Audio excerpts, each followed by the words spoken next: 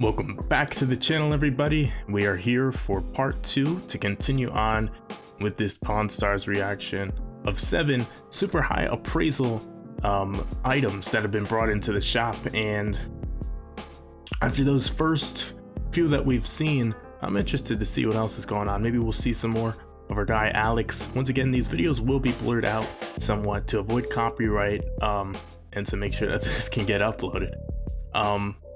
But of course, the original video will be linked in the description below, so if you want to see exactly what's going on, you know, if there might be something blurred out that you want to get a look at, you can refer to the original video. But we're here to, you know, just do a little commentary, react on it, and yeah, join us along for the ride. Here we go. Let's get it. Watch here. Okay. Apparently it's an old watch. I hope so. Where did you get it? A garage sale. Really cool watch. Do you mind me asking what you paid for it? $20. I came into the pawn shop today to try to sell my antique pocket watch. I'd like to sell it because I don't collect pocket watches. If I get 500, if I get 800, I'll be happy. Anything works for me. That's an American watch company that later became Waltham Watch Company. Abe Lincoln actually carried a Waltham watch. Wow. This is absolutely amazing back here.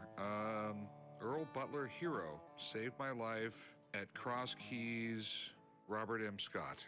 That's Something good? that is something good. I'm assuming that's the Civil War. The watch is probably 1870. And I'll say this, I mean, if it was on Lincoln's, you know, if Lincoln was carrying it around, it must be for people of high status. So that also bodes well. That's my expertise on the area. First off, it's a key wine and a key set. By the 1890s, they were almost all going to stem wines. That would make it right around the right time period. It has to be the Civil War. You just increase the cool factor by like 10 times. Okay? Because this actually belonged to a Civil War veteran. Okay. Okay? That was given to that person by another Civil War veteran. Okay. Who saved his life at Cross Keys, which I'm assuming was a battle. Collectors would line up out the door to buy this thing. I mean, this has got me really fascinated right here, though. I'd really like to find out who these people are. These could be important people from the battle. Okay. I'd like to find out more about the battle. I have a buddy who knows just about everything there is to know about the Civil War. There's something special here. You might have a lot more money. Okay. All right? Great. I'll be right back. The guys Mr. normally Beard call me Man. down here when they've Mark. got, an historical artifact. I have this watch here, and the engraving says that it's from the Battle of Cross Keys. The Battle of Cross Keys was an interesting one. This was early on in the Civil War, and this was Stonewall Jackson, one of the best-known generals on the southern side, and Cross Keys was one of the battles with Union forces. Ugh. And the Confederates had about 5,800 men in this battle. The Union side had over 11,000 men in this battle, and the Union lost. Were you able to find out anything about those names or anything like that? Well, I'm sorry, like all of this stuff right here, it's just it's hard to root for, you know what I'm saying? Like, okay, they were the underdogs, whatever, but there's no praise to be given to the Confederate soldiers. I mean,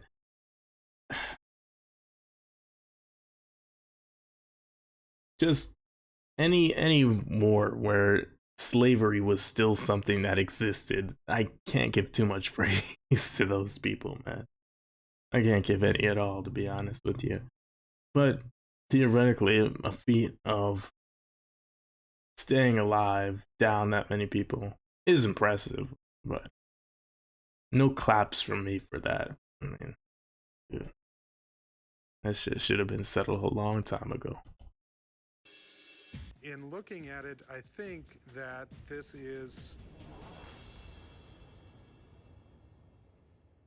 appears to be correct to me. I think it's a very nice memorial from the Civil War. You know, this is somebody in post-war years and said, I want to say thank you. Hopefully that helps. Thanks, man. What do you want for it? 2,000. I mean, the two people on there are really not known. So, $700. But the battle's known. 1,800. If it didn't have that engraving on it, is literally worth $400 or $500. Let me give you $1,000 for it. Come on, you're gonna make a profit either way. How about 15? I just don't know what I'm going to get out of it. I'll go 1,300, not a dime more. I like her fighting for it. 13 will work. Okay, 1,300. All right. I'll meet you right up front over there. All right, thanks. Well, I hate. $13, and I'm walking out with $1,300. Well, I hate the context of the watch and where it comes, time frame that it comes from, because anything back from those days is tainted, in my opinion. I like to see people get money and get over on Rick and the shop. So good for her for sticking strong and trying to get the highest offer she can get. Respect, props to that. Autograph Hollywood postcards from the 1950s. We have Babe Ruth. Whoa. Oh, that's fire. Great Gambino. It's Bambino. Oh. The collection is over 250 vintage Hollywood autograph postcards. Some of them are hard to read. Some of them have really bad penmanship. I am hoping to get $2,500 for it today, and I think I'll take around $1,000. Let's start here. Where did you get them?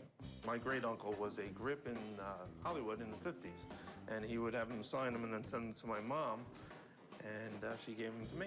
That's super cool. He must have done this for a long time, judging by this day. A good while, 1948 all the way up to 56. This is incredible. We got John Wayne, Lucille Ball. I can understand it, how he would be able to get them. An actor's less likely to say no to an autograph if they have to work and see somebody every day. It looks like most of them were personalized. What was your mom's name? Susan. Susan? Okay. Some are a little more than others. Some are just, to Susie or good luck or best wishes. All right. God, who else do you have? Elizabeth Taylor. Yeah, Elizabeth Taylor. Did you know she was born with some disease where she was covered from head to toe with hair? Some people are just born with this. Luckily, all hers fell out after a few weeks of being born. But could you imagine if Elizabeth Taylor was the hairiest woman on the planet? That's Dean Martin right there. And the list just goes on and on. Gary Cooper. We have That's really cool, like, to work in that type of Lewis, space. Vincent Price, Lauren Bacall. It's been a while since something left me speechless. What you have here is really, really amazing. I don't even know where to start. Normally, I get someone bringing in a signature, not this many. Right, that's a lot. The thing with this collection is that there's so many of them. I don't know if some, all, or none of these are real. And if they are real, I don't know if they're worth more than the others. Without knowing a bit more, I don't know how to price this. Before we go any further, how much do you want for them? I was thinking $2,500 for all of them. Okay, That seems pretty reasonable to I me. need to make sure your uncle wasn't just trying to impress your mom every couple months by sending her one of these. Understandable. You mind if I call someone in to take a look? He's probably one of the best signature experts you're gonna get. Okay, sounds great. All right, my man.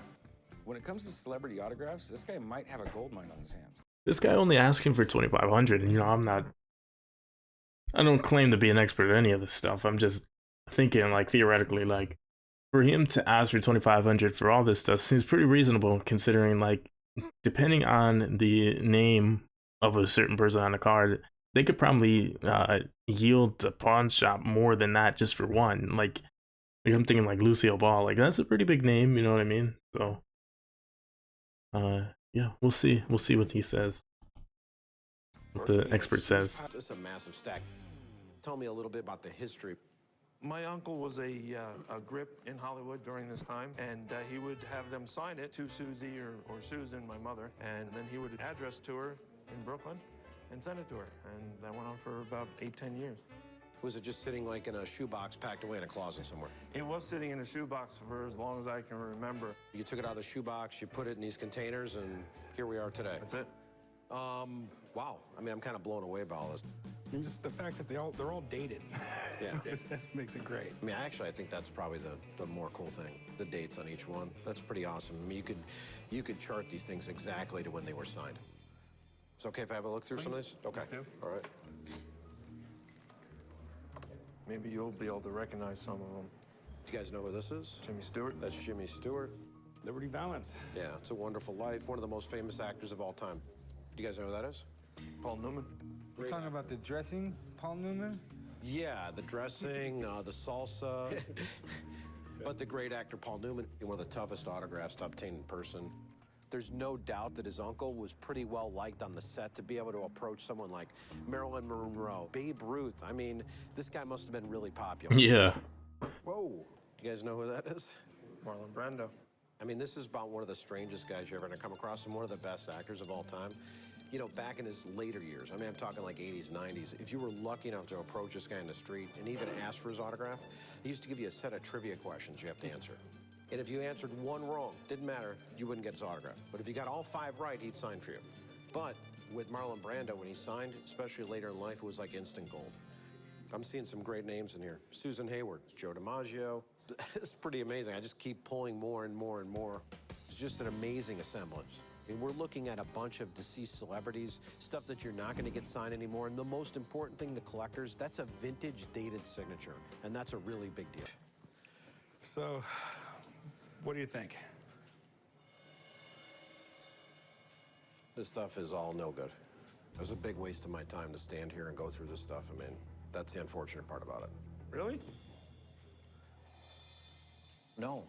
Actually, it's probably one of the best collections I've ever seen. Nice. Awesome. That's so fire. I'll tell you how. Also, but one thing I was thinking about with this especially is like, and the gun one too. It's like some of this stuff, right?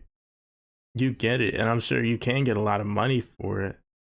But this stuff is almost invaluable, especially if it was going to his mom. You keep that in the family. Man, those are memories. I mean, can you really put a price tag on it? I guess you can, but it's up to you. It's up to you, I guess. How to get him in person, so he really had no idea that someone like Elvis Presley was just sitting at the bottom of the stack. That is incredible. Frank Sinatra. Do you even know Frank Sinatra? Wow. No See, idea. you're learning something every day. This guy had 1954. quite the This collection. is at basically the height of Frank Sinatra. Babe Ruth, the great Babe Ruth.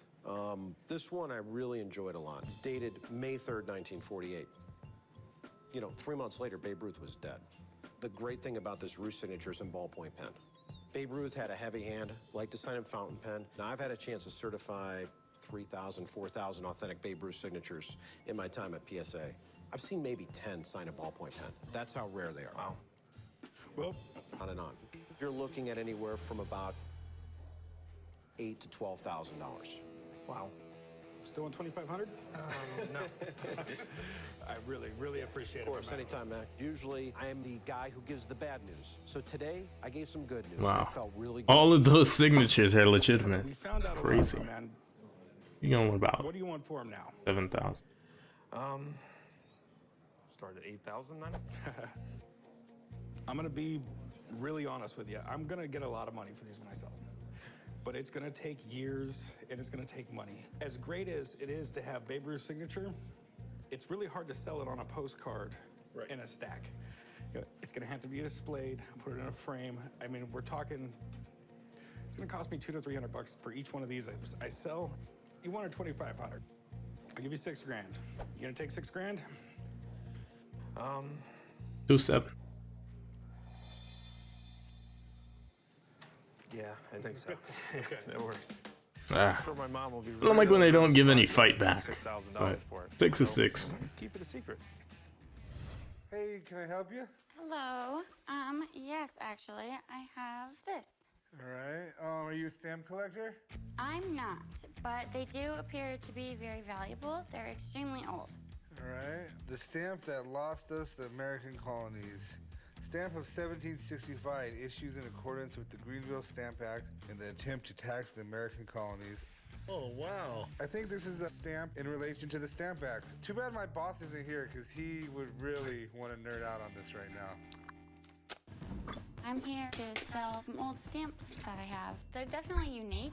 I know they're not like the stamps that we use today, that's for sure. I'm asking $250 for the stamps. I feel like they're worth some value because of how old they are. This is pretty cool. I mean, basically what the Stamp Act was is the British Parliament deciding that all British citizens need to pay a paper tax, whether they lived on this continent or in Britain. So they imposed this Stamp Act of 1765. And if you lived on this continent at the time, it wasn't America. Everyone was from England. So you still had to pay that tax. And this little stamp right here had to be on every single piece of paper, if I remember correctly. Otherwise, there was some type of legal consequence. Oh, wow. It says America on it, too, actually, on here. American colonies, yeah. We weren't quite America yet. Start back now. You know, we fought the Revolutionary War to become free. They're pretty interesting. They almost look embossed. They kind of look royal, you know, it kind of looks like something the British Parliament would make. It's these deep blue colors. How much are you looking to get for it? I'm thinking probably like $250.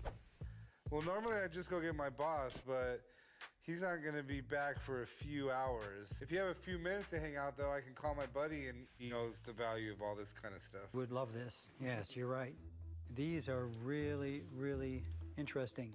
This is something that a collector has put together who collected British revenue stamps. These ones up here are from the 1694 series, which was for general use by the British.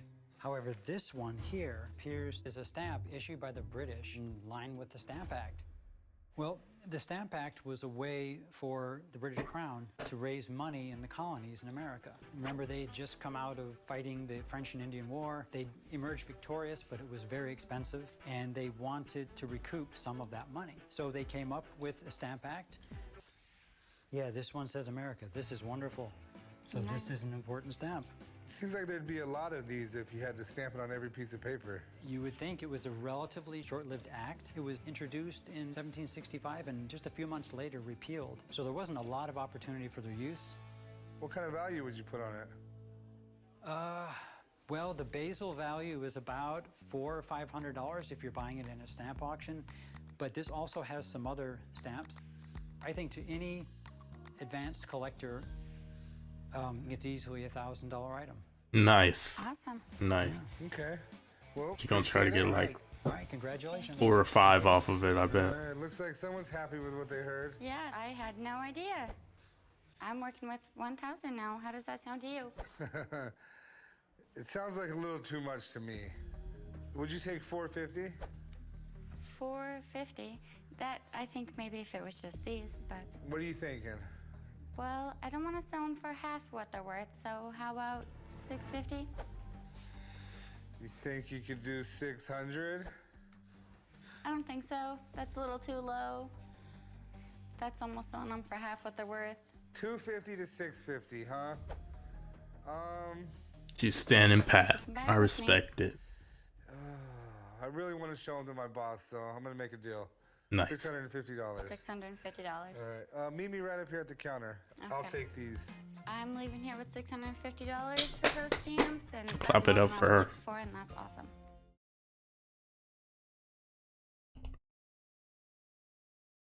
You know, like I said before, I appreciate them getting to walk out there with more than they probably initially expected. And I like it when they fight back a little bit. I get a little bit disappointed when they're like, all right, I'll take what you said, you know. However, this is a fun compilation if you guys enjoyed it. If you guys enjoyed part 1, part 2, of course, leave a like on this video. That lets me know you want to see more of these Pawn Star reactions. I'll incorporate them into my other flow of shows that I like to watch. And make sure that you leave a like on it. Click the subscribe button with the bell next to it so you get updated every single time I upload. You know, we're trying to get to like a cool 2,200 right now, work our way up to 3,000. Yeah, and that's it. I'll see you guys in the next video. Have a great day.